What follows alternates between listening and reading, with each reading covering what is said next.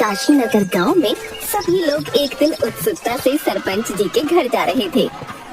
अरे ओ बलुआ, इतनी हड़बड़ाहट में कहाँ चल दिए और ये सब कहाँ जा रहे हैं? अरे भाई, तूने सुना नहीं, हमारे गांव में सरपंच साहब के यहाँ पर टीवी आया है, टीवी। अरे कौनो विधायक है क्या जो सब दौड़े दौड़े वहाँ जा रहे हैं? और इस शहर वाले भी ना जाने क्या नाम रख लेते हैं, टीवी। ये कौनो नाम हुआ क्या? अरे पिताजी, टीवी कौनो विधायक नहीं है, वह तो एक डब्बा है, डब्बा। उसमें मनोरंजन के लिए बहुत कुछ आता है। अरे ओ सुमन, तूने सुना सरपंच साहब के यहाँ नया टीवी आया है? क्या टीवी? हाँ, हम सब तो जा रहे हैं देखने। अरे रुको, मैं भी आती हूँ। सब लोग गांव में टीवी देखने के लिए सरपंच साहब के घर में इकट्ठा हो जाते हैं। सरपंच की माँ विमला सिलबट्टे में मसाले पीस रही थी। इतने सारे लोगों को इकट्ठा देखकर बोली, अरे ओ निर्मला, सुमन और तुम सभी गांव वाले यहाँ पे क्यों आए हो? अरे माँ जी, हमने सुना है आपके यहाँ नया टीवी आया है और उसे देखने के लिए हम यहाँ आए हैं। अच्छा, तो सारा का सारा काम धंधा छोड़ के तुम ये मुए टीवी को देखने आए हो? तुम सब यहाँ बैठोगे तो घर का काम धंधा कौन करेगा? तुम्हारे बाप दादाओं ने मायके से काम करने के लिए कोई नौकर भेजा है क्या, जो यहाँ बैठ के टीवी देखने आ गए? अरे अम्मा, काहे को चिक चिक कर रही हो? देखने तो बैठ के सबको। वैसे भी इसी बहाने सारा गांव इकट्ठा तो हुआ। हाँ, मुझे क्या बैठा सबको, वैसे भी मेरी यहाँ सुनता ही कौन है। अगले दिन, अरे सब जल्दी जल्दी काम कर लो, फिर टीवी देखने चलेंगे सरपंच साहब के यहाँ। सब लोग जल्दी जल्दी काम करते हैं। फिर सरपंच साहब के यहाँ टीवी देखने पहुँच जाते हैं। ये लो, फिर आ गए काम चोर कहीं के। कोई धंधा तो है नहीं और टीवी देखने का तो बहाना मिल गया इन्हें। सब लोग टीवी देखने के लिए बैठ जाते हैं। सरपंच का पूरा आंगन लोगों से भर जाता है। फिर टीवी में रामायण चलती है। सब लोग टीवी के सामने हाथ जोड़ते हैं और हार फूल भी चढ़ाते हैं। अरे चमुनिया, जब तू भी हाथ जोड़ ले, भगवान ने चाहा तो तेरी भी शादी जल्दी हो जाएगी। बबलू, अरे हाथ छोड़, हाँ, भगवान को हाथ जोड़ लो, तुम्हें भी थोड़ी सद्बुद्धि मिलेगी। सद्बुद्धि देंगे? अभी रुक, इनकी सद्बुद्धि निकालती हूँ। विमला फिर चैनल चेंज कर देती है और अचानक से टीवी में शेर आ जाता है। सब लोग डर के मारे इधर उधर भागने लगते हैं।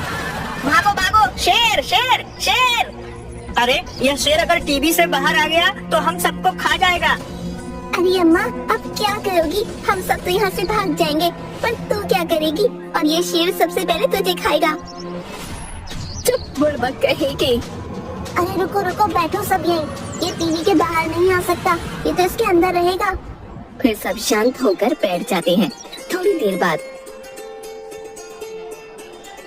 अरे ओ विमला दादी, तुम इस टीवी में क्या कर रही हो? सब लोग जोर जोर से हंसने लगते हैं। चुप कर कल मुए। कुछ दिन तक सब ऐसे ही हंसी मजाक करते हुए रोज टीवी देखने के लिए आते रहे। एक दिन रोज की तरह सब लोग रामायण देखने के लिए आते हैं। टीवी पर रामायण चल रही थी और अचानक से हवा के कारण टीवी का सिग्नल चला गया। अरे अब मुए टीवी को क्या हो गया? अरे अम्मा, इसमें तो मच्छर दौड़ रहे हैं। अरे देखो, इतने सारे मच्छर एक साथ। सब बच्चे हंसने लगते हैं। अरे नहीं काका, ये मच्छर नहीं है, टीवी का सिग्नल चला गया है। रुको, मैं जाकर एंटीना ठीक करके आता हूँ। आप सब बताना सिग्नल आया कि नहीं। फिर बबलू सिग्नल ठीक करने के लिए छत पर चढ़ता है। अरे काका, आया? अरे नहीं आया। अब आ गया। अरे फिर से गया। अरे बबलू जल्दी कर, नहीं तो माता सीता का स्वयंवर निकल जाएगा। अब आया? नहीं आया। अरे आ गया। फिर सब लोग रामायण का मजा लेने लगते हैं। एक दिन विमला घर का दरवाजा बंद कर देती है और घर के बाहर लाठी लेकर खड़ी हो जाती है। अरे अम्मा, दरवाजा काहे बंद कर लिए? खोलो, हमें टीवी देखना है। कोई टीवी नहीं देखेगा, जाओ सब अपने अपने घर काम करो। सब काम धंधा छोड़ के यहाँ इस मुए टीवी को देखने आ जाते हैं। भागो यहाँ से, जाओ। सब गाँव वाले बहुत उदास हो जाते हैं। अरे अम्मा, खोल देना दरवाजा, देख लेने दे सबको टीवी। देख शंभू, तू सरपंच बाद में और मेरा बेटा पहले है। मैं इन सब काम चोरों को अपने घर में नहीं घुसने दूंगी। उनका तो रोज का हो गया है, मानो टीवी नहीं भगवान उतर आए जमीन पे। जाओ जाओ सब यहाँ से जाओ। सब लोग उदास होकर वहाँ बैठ जाते हैं। अरे अम्मा देख लेने दो ना, और वैसे भी तुम्हारा क्या बिगाड़ा है हमने। लगता है आज तेरी दादी हमें टीवी देखने ही नहीं देगी। अब क्या करें? फिर बबलू को एक तरकीब सूझती है। वो अपने सभी दोस्तों के कानों में कुछ कहता है। सब बच्चे मिलकर विमला जिस कुर्सी पर बैठी थी उस कुर्सी को उठा लेते हैं। दादी अभी नहीं खोलोगी दरवाजा? बताओ नहीं तो नीचे फेंक देंगे। अरे नीचे उतारो, नास पीटो, छोड़ो मुझे। पहले बोलो दरवाजा खोलोगी कि नहीं? अरे नीचे तो उतारो मुझे, खोलती हूँ दरवाजा। फिर विमला दरवाजा खोल देती है और सब लोग फिर से टीवी का मजा लेने लगते हैं। एक दिन सभी लोग रोज की तरह टीवी के लिए इकट्ठा होते हैं। सब आश्चर्यचकित हो जाते हैं। टीवी कहाँ गई? अरे ओ माँ, कहाँ छुपा दिया टीवी को? हाँ, कहाँ छुपा दिया उस टीवी को? मुझे क्या पता, मैं जब उठी तब देखा कि यहाँ टीवी ही नहीं है। सच्ची सच्ची बता दो दादी, तुमने टीवी को कहाँ छुपाया? अरे निकम्मो, मैं सच कह रही हूँ, मैंने टीवी को हाथ भी नहीं लगाया। अरे तो फिर टीवी कहाँ गया? सरपंच साहब आप ही समझाओ अम्मा को, देखो कैसे झूठ बोल रही है। अरे नहीं नहीं भाइयों, इस बार अम्मा सही कह रही है। हम सब जब सुबह उठे तभी से टीवी नहीं था। इसका क्या मतलब कि टीवी चोरी हो गया? टीवी चोरी हो गया? अरे चोरी ही करनी थी तो अम्मा का सोना चांदी चोरी कर लेते। हमारा टीवी काहे चोरी किया? टीवी चोरी हो गया। जिस किसी ने भी टीवी को चोरी किया, मुझे बस एक बार मिल जाए, उसे छोड़ूंगी नहीं। टीवी चोरी होने के बाद पूरे गांव में मानो मातम सा छा जाता है। पूरे गांव में सन्नाटा छा जाता है और टीवी चोरी होने की वजह से सब लोग बहुत परेशान थे। अरे सुमन, ऐसा लगता है मानो टीवी नहीं कोई इंसान चोरी हो गया हो। हमारे हंसते खेलते गांव को जाने किसकी नजर लग गई। अरे हाँ बहन, अब तो कुछ अच्छा ही नहीं लगता और काम करने का भी जी नहीं करता। पता नहीं हमारा टीवी किसने चोरी किया होगा। अरे मुझे तो उस अम्मा पर ही शक है, बुढ़िया ने छुपा दिया होगा टीवी कहीं पे। उस दिन भी कैसे दरवाजे में ताला लगा दिया था, बुढ़िया कहीं की। अब तो बहुत खुश होगी वो। दूसरी तरफ टीवी चोरी होने की वजह से विमला काकी भी बीमार हो गयी। सरपंच साहब विमला काकी के लिए डॉक्टर को बुलाकर लाते हैं। अरे डॉक्टर साहब, मेरी माँ को क्या हुआ है?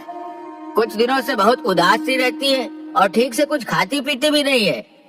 सरपंच जी, इन्हें किसी बात की टेंशन है क्या? ऐसी तो कोई बात नहीं है डॉक्टर साहब, बस हमारी टीवी चोरी हो गई है, तब से अम्मा थोड़ी उदास है। आप फिक्र मत कीजिए, मैंने कुछ दवाइयाँ दे दी हैं तो ये ठीक हो जाएंगी। अम्मा ये दवाइयाँ ले लो। अरे बेटा, सब गांव वालों को बुला ले, वो आते थे तो बहुत अच्छा लगता था। उस मुए टीवी की वजह से ही तो आते थे, अच्छा लगता था। अब नहीं है तो मानो गांव की रौनक ही खो गई है। सरपंच साहब, अरे ओ गाँव वालों, सुनो सुनो, एक खुशखबरी है। सरपंच और गांव वाले सब इकट्ठा हो जाते हैं। अरे बलुआ, इतना खुश काहे लग रहा है और ऐसी क्या खुशखबरी लेकर आया है? अरे हमारी टीवी मिल गई। क्या टीवी मिल गई? कहाँ है, कहाँ मिला तुझे? अरे मैं पास के ही गांव में किसी काम से गया था तो उन लोगों ने हमारी टीवी को चुरा लिया और अपने गांव के चौपाल पर लगा दिया उसे। उनकी इतनी हिम्मत कि हमारी टीवी चुरा कर गाँव के चौपाल पर लगा दिया। अरे पर रुको, ये भी तो हो सकता है ना कि वह उनका खुद का टीवी हो। अरे नहीं नहीं सरपंच साहब, मैंने खुद इस बात की पुष्टि की है, वह हमारा ही टीवी है। आपको याद है एक बार बबलू और इन बच्चों ने टीवी पर कुछ निशान बना दिया था, वैसा ही निशान उस टीवी पर भी है। तो वह टीवी हमारा ही है ना। पास के गांव वालों ने हमारा टीवी चोरी कर लिया। उनकी इतनी हिम्मत कि सरेआम हमारी टीवी को चोरी करके चौपाल पर लगा दिया। चलो भाइयों, हम सब चलकर उनसे अपना टीवी लेकर आते हैं।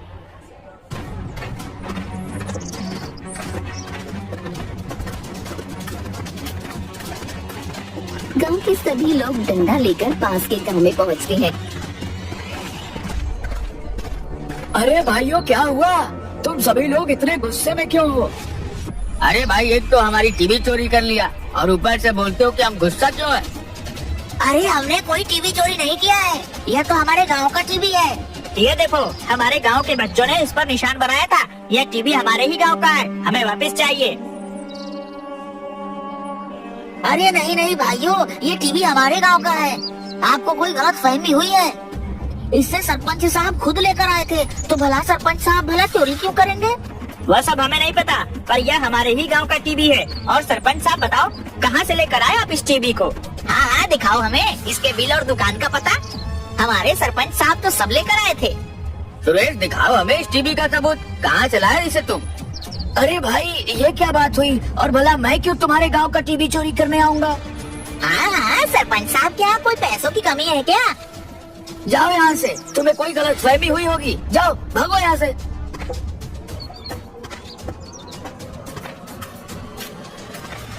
अरे सरपंच साहब, मेरे पैसे। कितने दिनों से तुम्हारे यहाँ भटक रहा हूँ। अरे भाई, पर मुझे यह तो बताओ कि तुम्हें पैसे किस बात की चाहिए? रोज रोज आ जाते हो मुंह उठाकर पैसे मांगने।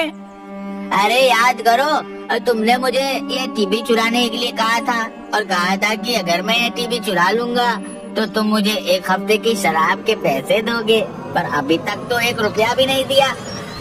देखा, अब सच सबके सामने आ गया ना। अरे भाई, पर मैंने कब कहा था तुम्हें टीवी चुराने को? देते हो कि ये टीवी फोड़ दूं?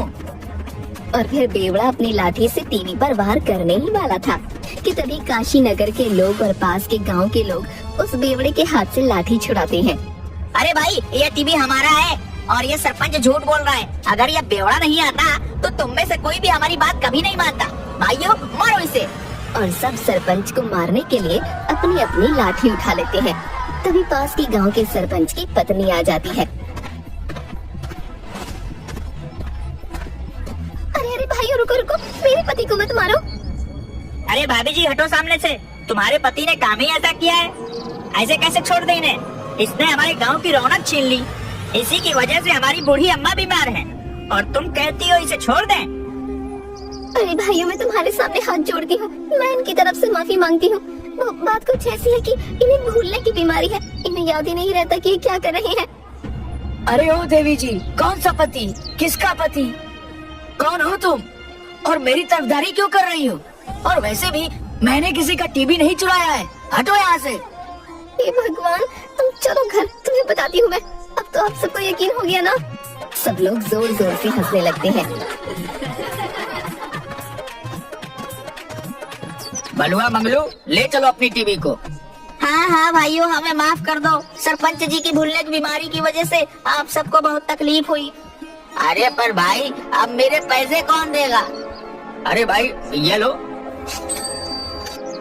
अगर तुम आज नहीं आते हो तो सच का पता ही नहीं चलता।